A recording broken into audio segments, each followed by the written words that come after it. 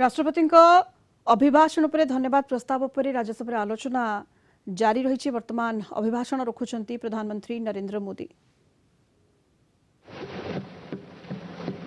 और उसका कारण बाबा साहब आम्बेडकर ने जो संविधान दिया है उसने हम जैसे लोगों को अवसर दिया और मेरे जैसे अनेक लोग हैं जिनको बाबा साहब आम्बेडकर द्वारा दिए गए संविधान के कारण यहां तक आने का अवसर मिला है और जनता जनार्दन ने उस पर मोहर लगाई। तीसरी बार आने का मौका मिल गया।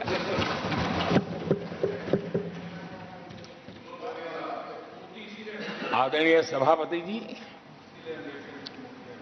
संविधान हमारे लिए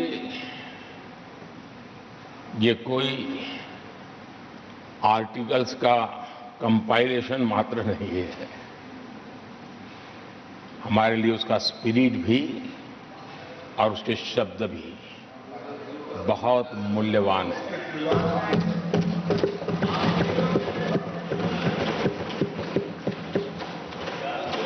और हमारा मानना है कि किसी भी सरकार के लिए, किसी भी सरकार के नीति निर्धारण में, कार्यकलापों में हमारा संविधान लाइट हाउस का काम करता है, दिशा दर्शक का काम करता है, हमारा मार्गदर्शन करता है। आदरणीय सभापति जी, मुझे याद है मैंने जब लोकसभा में हमारी सरकार की तरफ से कहा गया कि हम 26 नवंबर को संविधान दिवस के रूप में मनाएंगे, तो मैं हैरान हूं जो आज संविधान की प्रत लेकर के कूदते रहते हैं, दुनिया में लहराते रहते हैं, उन लोगों ने विरोध किया था 26 जनवरी तो है, तो ये संविधान दिवस क्यों लाए। और आज संविधान दिवस के माध्यम से,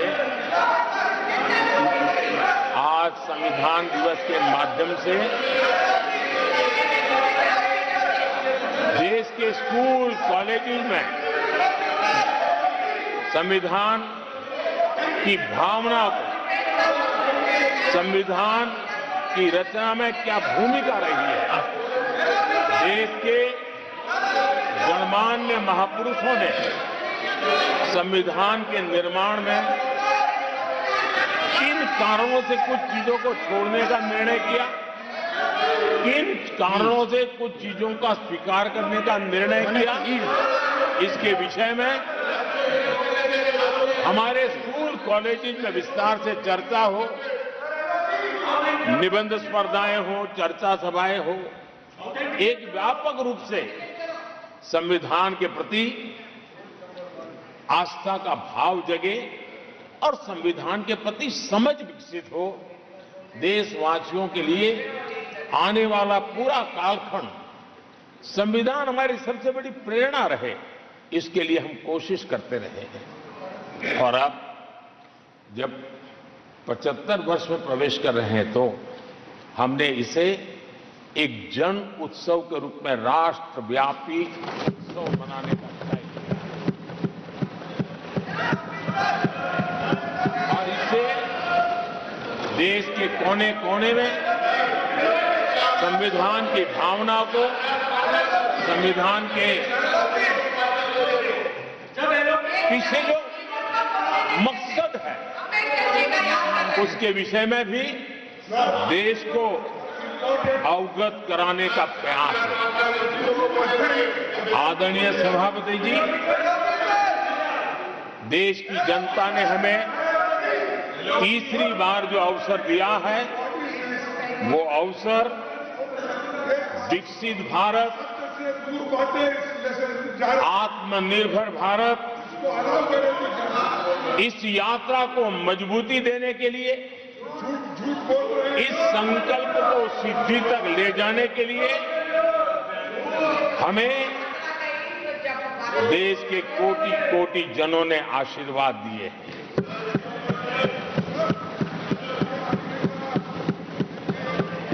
आदरणीय सभापति जी, ये चुनाव 10 वर्ष की सिद्धियों पर तो मोहर है ही, लेकिन ये चुनाव भविष्य के संकल्पों के लिए भी देश की जनता ने हमें चुना, क्योंकि देश की जनता का एकमात्र भरोसा हम पर होने के कारण आने वाले सपनों को, संकल्पों को सिद्ध करने के लिए हमें अवसर दिया। आदरणीय सभापति जी, देश भली भांति जानता है, देश ने पिछले 10 वर्षों में हमारे देश की अर्थव्यवस्था को 10 नंबर से 5 नंबर पर पहुंचाने में सफलता पाई और जैसे जैसे नंबर निकटता की सिद्धि की ओर पहुंचता है, एक की तरफ पहुंचता है, तो चुनौतियां भी बढ़ती हैं और कोरोना के कठिन कालखंड के बावजूद, संघर्ष की वैश्विक परिस्थितियों के बावजूद, तनाव के वातावरण के बावजूद भी हम हमारे देश की अर्थव्यवस्था को 10 नंबर से आज विश्व में 5 नंबर पर पहुंचाने में सफल।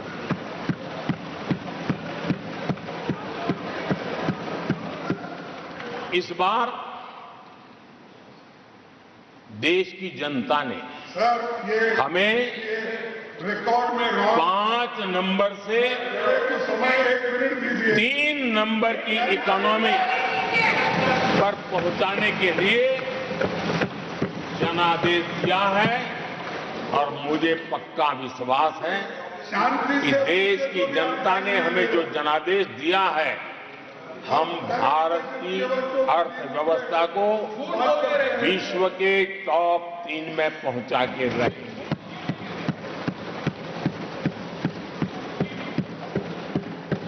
मैं जानता हूं आदरणीय सभापति जी, यहां कुछ ऐसे विद्वान हैं जो ये मानते हैं कि इसमें क्या है, ये तो होने ही वाला है, ये तो अपने आप तीसरे नंबर पर पहुंचने वाली है, ये तो अपने आप हो ही जाएगा, ऐसे विद्वान हैं। अब ये लोग ऐसे हैं जिन्होंने ऑटो पायलट मोड पर सरकार चलाने का या तो रिमोट पायलट पर सरकार चलाने का उनको आदी है, इसलिए वो कुछ करना धरने में विश्वास नहीं करते, वो कुछ करने धरने में विश्वास नहीं करते, वो इंतजार करना जानते हैं। लेकिन हम परिश्रम में कोई कमी नहीं रखेंगे।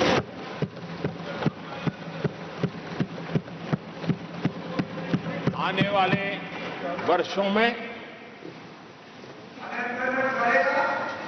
पिछले 10 वर्षों में हमने जो किया है उसको गति भी बढ़ाएंगे, उसका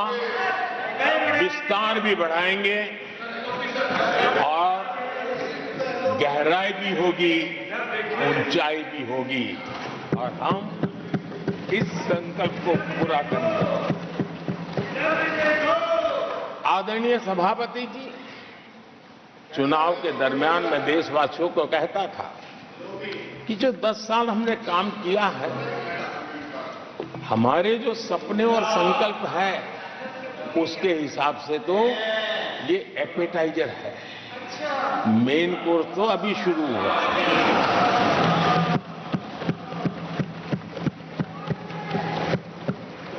आदरणीय सभापति जी, आने वाले 5 साल मूल सुविधाओं के सैचुरेशन के, और हम एक सामान्य नागरिक की जो रोजमर्रा की जिंदगी की आवश्यकताएं होती हैं, एक गरिमापूर्ण जीवन जीने के लिए जिन व्यवस्थाओं की, जिन सुविधाओं की,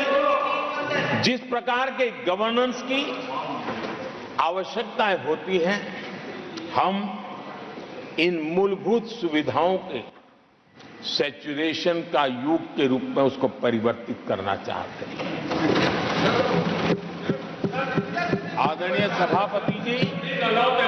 आने वाले 5 वर्ष गरीबों के खिलाफ निर्णायक लड़ाई के हैं। आने वाले 5 वर्ष गरीबी के खिलाफ गरीबों की लड़ाई, और मैं मानता हूं गरीब जब गरीबी के खिलाफ लड़ाई के लिए एक सामर्थ्य के साथ खड़ा हो जाता है, तो गरीबों की गरीबी के खिलाफ की लड़ाई सफलता को प्राप्त करती है। और इसलिए आने वाले 5 साल गरीबी के खिलाफ लड़ाई के निर्णायक वर्ष है, और यह देश गरीबी के खिलाफ लड़ाई में विजयी होकर के रहेगा। ये पिछले 10 साल के अनुभव के आधार पर मैं बहुत विश्वास से कह सकता हूं।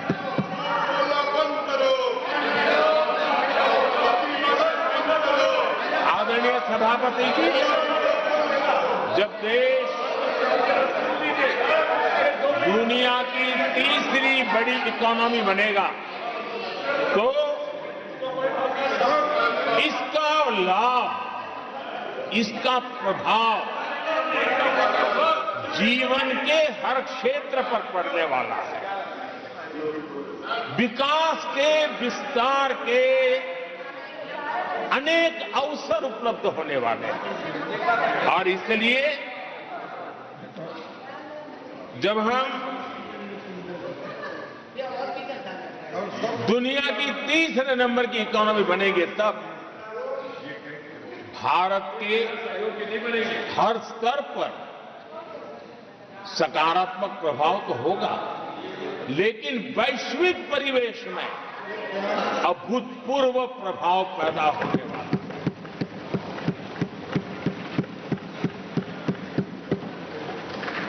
आदरणीय सभापति जी, हम आने वाले कालखंड में नए स्टार्टअप्स का, नई कंपनियों का वैश्विक उभार देख रहे हैं, और मैं देख रहा हूं कि आने वाले कालखंड में हमारे टियर 2, टियर 3 सिटीज भी ग्रोथ इंजन की भूमिका में देश में बहुत बड़ा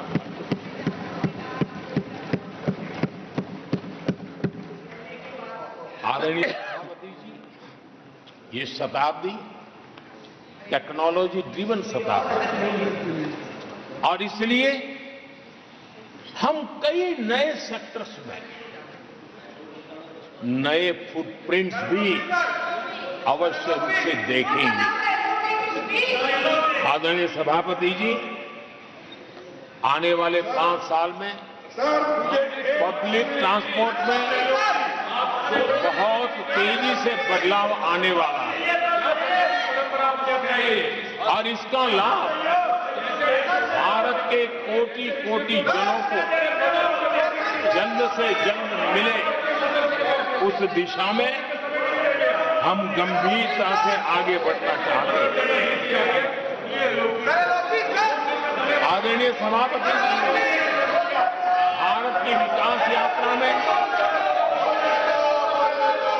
हमारे छोटे शहर, चाहे खेल जगत हो, चाहे शिक्षा जगत हो, चाहे इनोवेशन हो, चाहे पेटेंट की रजिस्ट्री हो, मैं साफ देख रहा हूं कि हमारे छोटे छोटे शहर, हजारों की तादाद में से शहर भारत में